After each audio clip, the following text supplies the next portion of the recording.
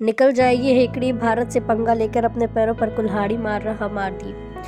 PM Modi की लक्षद्वीप दौरे की तस्वीरों ने मालदीव की टेंशन बढ़ा दी है। मालदीव को अपनी इकोनॉमी के गिरने का डर सताने लगा है। पीएम मोदी की तस्वीरों ने बौखलाए मालदीव के सामने बड़ी चुनौती अपनी इकोनॉमी की संभालने की है। भारत पर उनकी इकोनॉमी निर्भर करती है। बिना भारत के मालदीव की अर्थव्यवस्था को बड़ा झटका लगेगा। वहाँ खाने की किल्लत से लेकर टूरिज्म सेक्टर धराम हो जाएगा। भारत और मालदीव के बीच गहरे कारोबारी रिश्ते हैं। 3 दशक पुराने ट्रेड एग्रीमेंट के तहत मालदीव भारत से उन वस्तुओं का भी आयात करता है जो दूसरे देशों को निर्यात नहीं होता। मालदीव के तमाम इंफ्रास्ट्रक्चर प्रोजेक्ट में भारत का फंड लगा है। भारत और मालदीव के बीच कारोबार में लगातार बढ़ोतरी हुई है।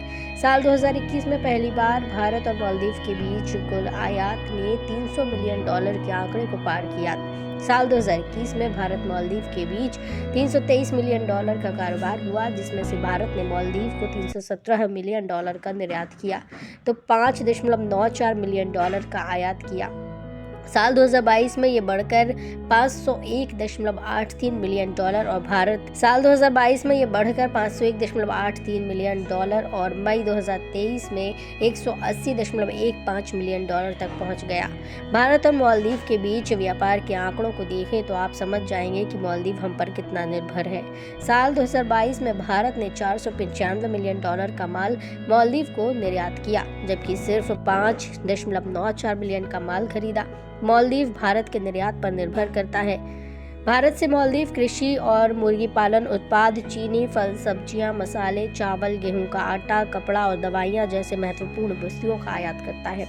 Mechanical application, pharma products, plastic और प्लास्टिक आर्टिकल्स, वुड और वुड प्रोडक्ट मालदीव को भारत बेचता है। अगर भारत ने मालदीव पर थोड़ी तलखी दिखाई तो वहां खाने पीने की दिक्कत हो जाएगी। मालदीव का टूरिज्म सेक्टर भारत पर निर्भर है। मालदीव आने वाले विदेशियों में भारत सबसे ऊपर है। साल 2023 में भारत से 20,91,098 लाख लोग मालदीव घूमने के लिए पहुंचे। मालदीव की इकोनॉमी पर्यटन पर निर्भर करती है। उसकी इकोनॉमी में पर्यटन सेक्टर का योगदान 28% तक है। वहीं फॉरेन एक्सचेंज में 60% योगदान टूरिज्म सेक्टर का है। ऐसे में अगर भारतीयों ने मालदीव से किनारा किया तो मालदीव की अर्थव्यवस्था डामाडोल हो जाएगी।